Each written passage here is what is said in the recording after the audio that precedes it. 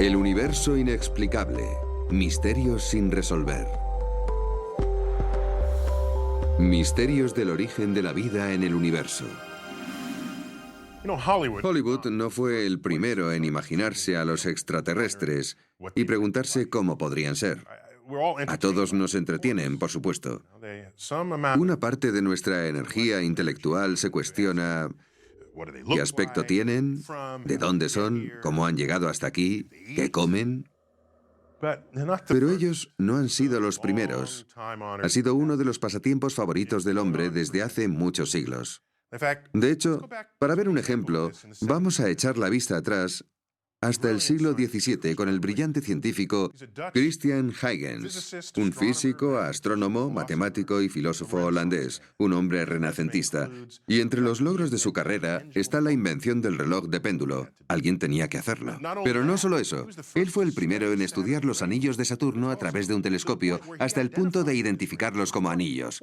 Antes de Huygens, la gente solo veía unas manchas de luz alrededor del globo de Saturno sin saber identificar lo que veían. Esos son solo dos elementos clave en su extensísimo currículum. Bien, a finales del siglo XVII, la física de Newton estaba echando raíces. A pesar de haberse descubierto décadas atrás, aún estaba en periodo de prueba y la gente empezaba a aplicarla. Sin embargo, la biología era todavía un campo académico en ciernes. En su gran obra de finales del siglo XVII, Los mundos celestiales descubiertos, de 1696, Huygens hizo una analogía entre Júpiter y la Tierra. En dicha analogía, afirmaba que obviamente Júpiter tiene una atmósfera al igual que la Tierra. Y si había una atmósfera, entonces quizás también habría un clima. Y si hay un clima, entonces habrá lluvia. Y si hay lluvia, habrá océanos. Y si hay océanos, surge la cuestión de qué querrá hacer la vida con esos océanos. Si vivieras en Júpiter, querrías moverte de algún modo. ¿Cómo lo harías? ¿Tendrías barcos? Por supuesto. ¿Y cómo navegarías? Pues con velas. ¿Y cómo controlarías esas velas? Necesitarías algún mecanismo para hacerlo. Necesitarías cuerda. Si ya tienes la cuerda, ¿de qué material estaría hecha? De modo que de toda esta línea de razonamiento dedujo que cualquier forma de vida que hubiera en Júpiter nacería del cáñamo. Interesante, pero demuestra la enorme importancia que damos a cómo podría ser la vida en otros lugares, y en esa teoría se da en realidad un prejuicio cultural que casi no podemos evitar, porque lo único que sabemos es sobre nosotros mismos cuando pensamos en otra vida en el universo. Y ese prejuicio cultural se sirve de nuestros propios valores y tecnologías para deducir qué formas pueden tener los demás de desplazarse. Y no solo esto. Si nos fijamos en el capítulo inicial de Los mundos celestiales descubiertos, vemos que es una celebración de la física newtoniana. Se completa con las bien entendidas órbitas planetarias. Habla del tamaño de las órbitas, sus formas. Habla de cuán brillantes son los planetas. Y además emite sus propias valoraciones sobre lo rocosos que pueden llegar a ser. Y no solo eso, sino que el libro tiene una tabla plegable que muestra la disposición de todo el sistema solar. Y en dicho capítulo, por cierto, no hay ninguna mención a Dios. A pesar de que solo un siglo antes, las leyes de la física de Newton, su teoría sobre la gravedad en el movimiento, todavía no se había inventado, todavía no había sido descubierta, de modo que las órbitas planetarias aún eran un misterio en aquel entonces. Pero aquí, donde no hay ningún misterio para Huygens, no hay mención de Dios. Pero en cambio, cuando se plantea la vida en el sistema solar, plantea preguntas que no puede responder. Además, enumera los misterios biológicos de la época, tales como la complejidad de los orígenes de la vida. Bien. Algo está claro, y es que la física del siglo XVII estaba más avanzada que la biología del siglo XVII, y por eso Huygens solo invoca la mano de Dios cuando el misterio prevalece. Supongo que nadie negará que hay algo más de artificio, algo más de milagro en la producción y crecimiento de las plantas y animales que en montones de cuerpos inanimados. por el dedo de Dios y la sabiduría de la divina providencia, es por ello mucho más claro manifestado que en los otros. Creo que la lección aquí es que sí. Siempre vamos a enfrentarnos a misterios. Siempre. En este caso en particular, se imagina cómo sería la vida en otros lugares, le gustaba mucho viajar. ¿Y cuál era la manera de viajar por el mundo en el siglo XVII? Recorrer grandes distancias en un barco, un velero. Así que se imaginaba a los extraterrestres en sus barquitos de vela. Hoy en día, ¿cómo nos imaginamos a los alienígenas? Ya no vienen navegando, sino en sus naves espaciales, porque hoy tenemos naves espaciales. Lo que nos lleva a preguntarnos si dentro de unos siglos, con los nuevos aspectos de nuestra cultura y nuestra civilización, estaremos aplicando esas novedades al transporte de los extraterrestres del futuro. Orígenes.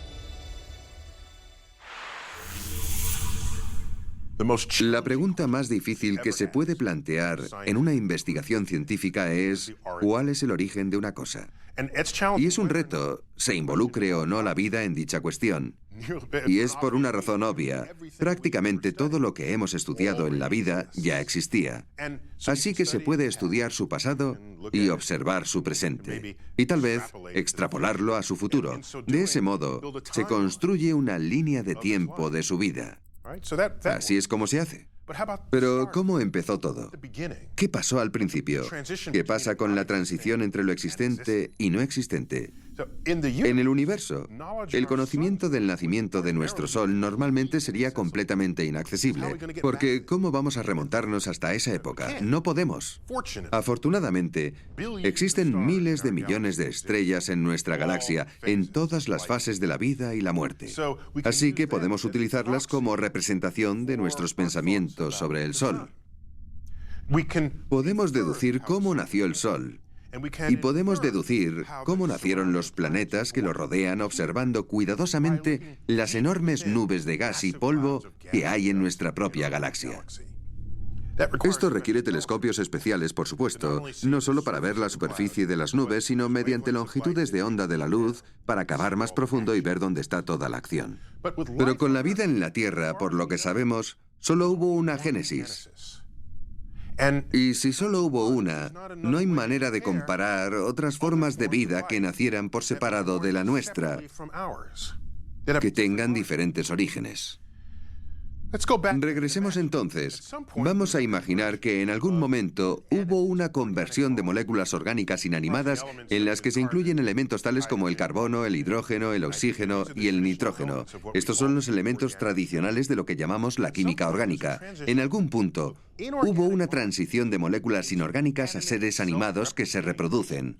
Eso debió de suceder hace unos 4.000 millones de años. Y esa transición, hoy en día, sigue siendo inaccesible para nosotros y, por lo tanto, sigue siendo un misterio. Debido a esto, cuestiona en gran medida nuestros esfuerzos por duplicar ese fenómeno en el laboratorio. No vemos cómo ocurre, podría ser, pero no lo vemos en ninguna otra parte. Ahora, el árbol de la vida moderna tiene un nivel de profundidad y complejidad que Darwin, e incluso quizás los profesores de biología de tus padres, ni siquiera reconocían. Por lo que sabemos, gracias a nuestras mediciones, toda la vida en la Tierra tiene una herencia genética común. A eso nos referimos con el árbol de la vida. Todos salimos de una rama, y conforme retrocedemos en el tiempo, hay cada vez menos ramas, y se llega a un punto en el que solo hay una rama. Un ejemplo sencillo. Si excavas lo suficiente atrás en el tiempo, encontrarás el ancestro que comparten dos personas en la Tierra, su pariente común. Excava lo suficientemente lejos en el árbol de la vida y encontrarás el ancestro común a dos especies de la Tierra. No importa cuáles sean, se puede encontrar. ¿Qué hay de los seres humanos y los chimpancés? Eso es pasado reciente. ¿Y los humanos y los peces de colores? Hay que irse un poco más atrás. ¿Y los humanos y las setas? ¿O los humanos y las células de levadura? Hay un punto en el que se encuentra el nexo entre las dos ramas de la vida moderna. Así que, por lo que hemos sido capaces de determinar, ha habido una sola génesis en la Tierra. Así que, para poder entender la vida y entender cómo llegamos hasta aquí, lo que necesitaríamos sería una segunda génesis en la Tierra, o un conjunto de planetas en los que se dieran diferentes etapas de la formación de la vida, tal y como hicimos para estudiar la formación de estrellas y planetas en la galaxia. Esta es otra de las motivaciones a la hora de buscar otros sistemas planetarios en el espacio exterior. Si en ellos encontramos vida, haríamos un gran inventario de todo y después compararíamos y contrastaríamos. Así que lo que tenemos que preguntarnos, no obstante, es, puesto que en la Tierra todo sucedió muy deprisa, todo lo deprisa que se puede esperar se llevó a cabo en un par de millones de años, ¿por qué no ha habido un segundo árbol de la vida en la Tierra, o varios, coexistiendo en paralelo? La Tierra primitiva. Todos los datos que se conocen sobre la historia de los fósiles en la Tierra nos muestran que la vida comenzó casi tan pronto como las condiciones terrenales lo permitieron. Durante los primeros 500 millones de años aproximadamente, de los 4.500 millones de años de historia de la Tierra, el planeta aún se estaba formando, seguía acretando material sobrante del sistema solar naciente. A este periodo se le conoce como el bombardeo intenso tardío. Y la palabra acreción, como decimos en astrofísica, es solo un eufemismo para describir los continuos impactos de cometas y asteroides con planetesimales. Es decir, planetas que aún no se han formado del todo, pero si chocan se desintegran y pasan a formar parte de ese material en lugar de otro planeta que podría haberse formado. ¿De acuerdo? Ese es el proceso mediante el que la Tierra despeja su órbita, manteniendo caliente la superficie de la Tierra. Porque cada vez que uno de estos objetos choca, el terreno circundante se calienta. Y en esas condiciones, bajo esas temperaturas, no se pueden formar moléculas complejas, pues las moléculas grandes y complejas se destruyen en presencia de calor. Y al fin y al cabo, ¿qué es la biología sino la expresión más compleja de la química que conocemos? Bien, después del bombardeo intenso tardío, no hicieron falta más que 200 millones de años. Puede parecer mucho, pero no lo es. Solo son un 0,02 billones de años en la historia de la Tierra. Empecemos a contar el tiempo tras el periodo del bombardeo intenso tardío. Y ahora nos preguntamos, ¿cuánto tiempo se tarda en obtener la primera prueba de vida en la Tierra?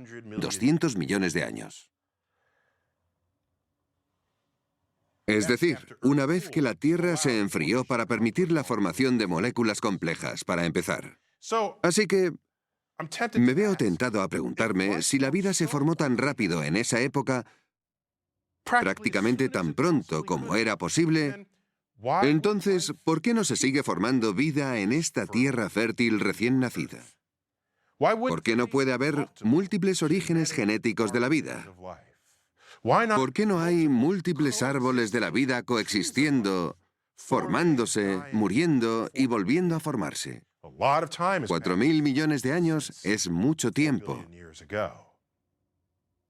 Si ocurrió, si de verdad hubo árboles de la vida simultáneos, no hay rastro de ello.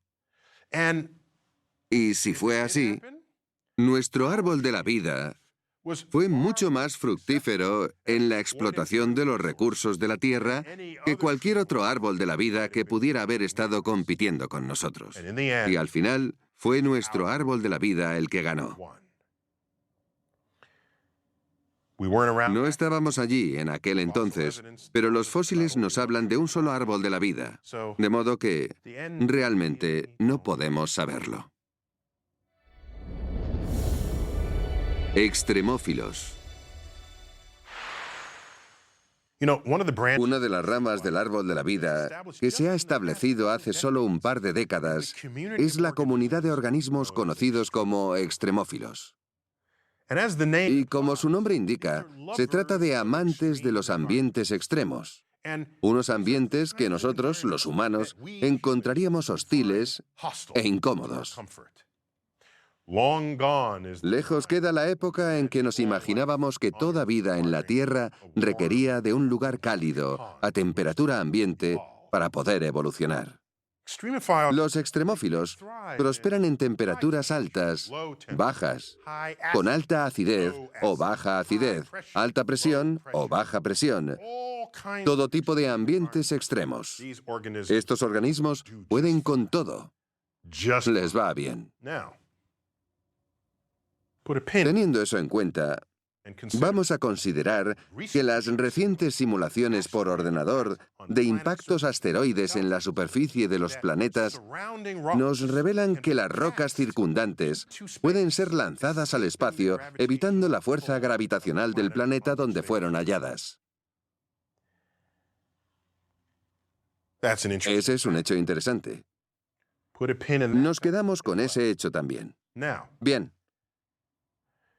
Tenemos la existencia de microbios extremos. Los microbios que pueden prosperar en ambientes extremos. También tenemos rocas que pueden lanzarse al espacio interplanetario, lo que les permitiría algún día aterrizar en otros planetas con el tiempo debido. Los cálculos muestran que, por ejemplo, rocas de Marte han llegado hasta la Tierra, rocas de la Tierra han ido a parar a la Luna y a Marte, y así sucesivamente por todo el sistema solar. Ahora, hay pruebas que demuestran que hubo agua líquida en el Marte primitivo. Pruebas verídicas. Pero Marte está completamente seco hoy. Pero miremos las características de su superficie. Hay cauces secos que serpentean. Y hay llanuras aluviales y lechos de lagos. Todo completamente seco hoy. Seco como una pasa. Algo malo sucede en Marte. No sabemos qué, pero algo malo. En su día, sin embargo, suponemos que Marte fue todo un oasis. Por lo tanto, puede ser cierto que Marte fue húmedo y fértil mucho antes de lo que lo fue la Tierra. De ser así, quizás cabe la posibilidad de que hubiera bacterias polizones en Marte, escondiéndose en los rincones y grietas de las rocas que salieron disparadas al espacio. Algunas de esas rocas pudieron haber hecho el viaje desde Marte a la Tierra. Supongamos que tenía una gran diversidad de microbios, microbios de los que les gustan los entornos cálidos, así como microbios que pueden prosperar en condiciones adversas. Entonces, solo aquellos microbios que sobrevivieron al frío, la sequía, la radiación intensa del espacio, habrían sobrevivido, otorgando vida a la Tierra primitiva, otorgando a la Tierra primitiva los extremófilos. Esto se conoce como panspermia. Y ello implica, si es cierto, que toda la vida de la Tierra desciende de los marcianos. Iralidad de la vida. Todo esto nos lleva a un par de preguntas interesantes, en mi opinión. Supongamos que encontramos vida en Marte y se basa en un ADN. Podrían darse dos posibilidades. O bien que la vida allí tenga ADN en común con la vida en la Tierra. Esa es la prueba irrefutable de que somos descendientes de los marcianos. Pero supongamos que tiene ADN y no hay un código genético en común.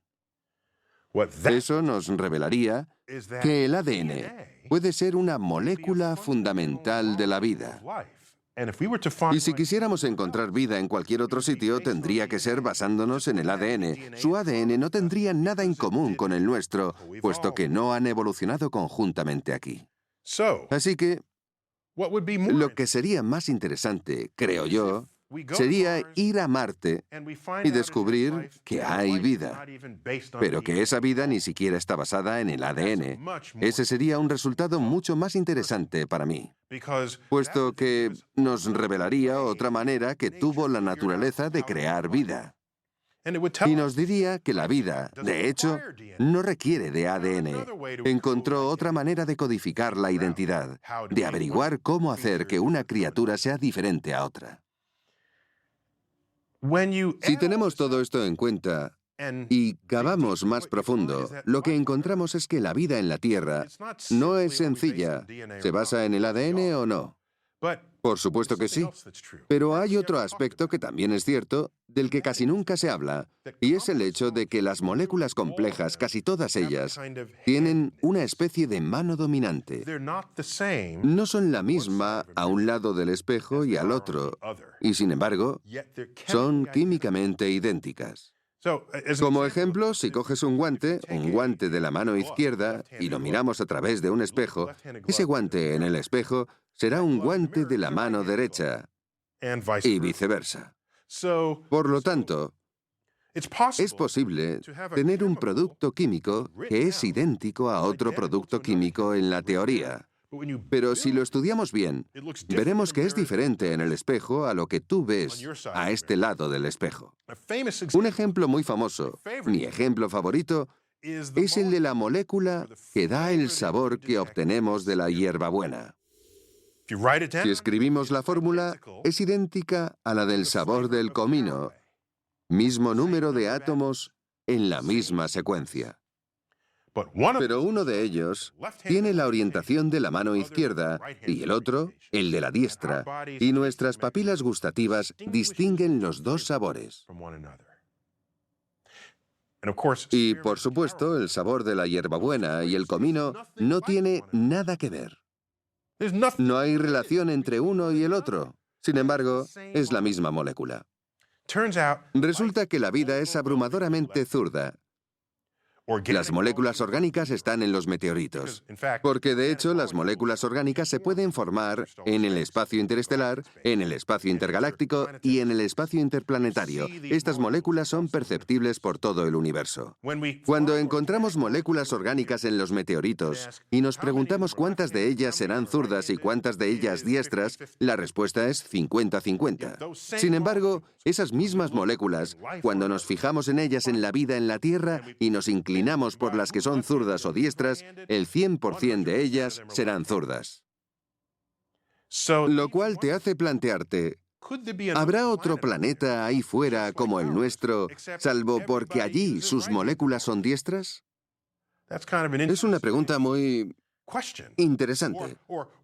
¿O por qué no hay un ecosistema coexistente en la Tierra en el que se desarrolle este régimen diestro? Entonces podemos preguntarnos, porque aún no está bien estudiado, podemos cuestionarnos, ¿hay algún tipo de ventaja de una mano sobre la otra, una ventaja inherente, ya sea en la búsqueda de fuentes, o tal vez dos formas de vida? Si una no interactúa con la otra, podría ser que no se puede derivar el alimento de la vida con la mano derecha frente a la vida con la mano izquierda. Ese sería un planeta interesante en el que vivir. Tendrías que saber de antemano cuál es tu presa. ¿Es zurda o diestra en su construcción molecular? Es una película de ciencia ficción que aún no se ha filmado, o un libro que espera a ser escrito. Yo desde luego lo compraría. La inteligencia. Tengo otra pregunta. ¿Cuán inteligentes son los seres humanos? Es curioso porque somos nosotros los que daremos esa respuesta. Y así, si definimos lo que significa ser inteligente, entonces, ¿cómo de preciso será a escala cósmica? Cuando buscamos vida inteligente en el universo, tratamos de establecer unos criterios por los que juzgar si la civilización es o no inteligente. Y somos tan atrevidos que incluso pensamos que estaríamos en posición de comunicarnos de manera significativa con las especies vivas de otro planeta. ¿Por qué digo esto? Porque no podemos, ni siquiera podemos comunicarnos de manera significativa y profunda con cualquier otra especie de la vida en la Tierra. Y los otros seres de la Tierra son criaturas con las que compartimos ADN. Lo que quiero decir es que, a pesar de que pienses que puedes hablar con tu perro, no son conversaciones profundas. No son el tipo de conversación que te imaginas teniendo con un extraterrestre. Por eso, me cuestiono nuestra audacia al decir que somos inteligentes. Podríamos mantener una conversación con cualquier otra especie inteligente. Eso es ser un poco atrevido, arrogante, de hecho. Vamos a profundizar en esto. Vamos a explorar qué significa. Vamos a comparar la inteligencia humana, como la definimos, con la de un chimpancé, utilizando nuestras propias definiciones. Nuestro ADN es casi idéntico al del chimpancé. La diferencia es insignificante. La diferencia entre el ADN de un chimpancé y los seres humanos es menos del 1%. Por cierto, esta comparación sería válida con cualquier otro animal. De acuerdo, pero resulta más esclarecedor si nos comparamos con los chimpancés. Podría hacer la misma comparación con los perros, pero prefiero hacerlo con chimpancés porque son el pariente más cercano. Así que solo hay un 1% de diferencia entre nosotros.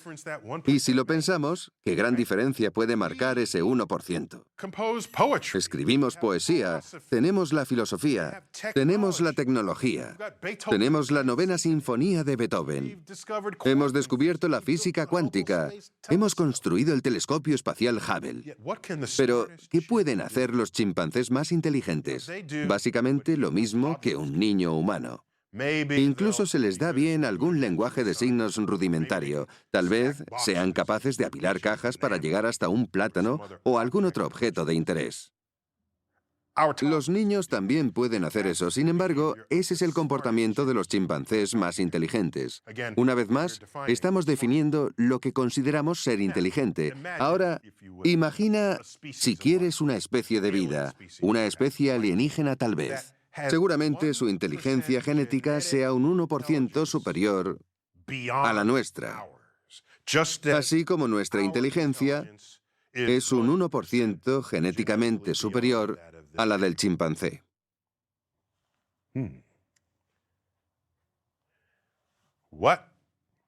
¿Qué les pareceríamos a ellos? Sinceramente, creo que nos vería como idiotas con babas. ¿Es así?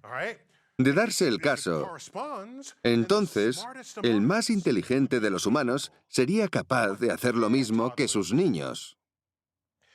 Imagínate sus investigaciones de los humanos, analizando a Stephen Hawking y comentando, mira, sabe hacer cálculos de astrofísica de cabeza, lo mismo que nuestro pequeño Timmy en preescolar. Probablemente es lo que dirían sobre nosotros porque eso es lo que decimos nosotros acerca de los chimpancés. Podemos seguir por ahí. Imagina a sus niños en edad preescolar. Traerían a casa sus óperas recién compuestas para colocarlas en la puerta de la nevera, y nosotros, en cambio, ¿qué traemos a casa? Collage hechos de pasta. Sus preescolares llevarán a casa derivaciones de cálculo en lugar de dibujos pintados con los dedos. ¿Nos considerarían inteligentes esas especies? ¿Nos esclavizarían y nos meterían en un zoológico? ¿Nos daríamos cuenta siquiera si lo hicieran? De hecho, ¿es la Tierra un zoológico para su propio entretenimiento? Si son mucho más inteligentes que nosotros, sería solo un ejercicio trivial en su cultura. Porque nosotros lo hacemos con otras criaturas que no son tan inteligentes como nosotros. Bien, lo que más nos aterra es quizás el pensamiento de que pueda haber una especie así ahí fuera. Esa especie ha peinado la galaxia en busca de vida inteligente. Esa especie ha visitado la Tierra, ha observado nuestra forma de actuar, nuestra cultura, y llegó a la conclusión, en base a todos los datos que recopiló sobre nosotros, los que vivimos en la Tierra, que aquí no hay ninguna señal de vida inteligente.